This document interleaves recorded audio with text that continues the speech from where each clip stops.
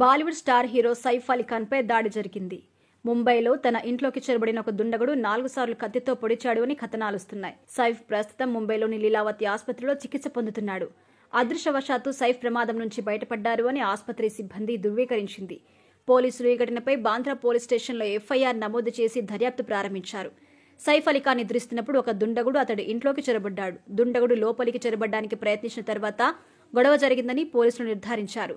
అతడు సైఫ్ అలీ ఖాన్ 4 సార్లు కత్తితో పొడిచి నేరస్థలం నుంచి పారిపోయాడు అని ఫిర్యాదులో పేర్కొన్నారు. దర్యాప్తులో భాగంగా సైఫ్ అలీ ఖాన్ ఇంట్లో పనిచేసే 3 సహాయకులను పోలీసులు అనుమానిస్తున్నారు.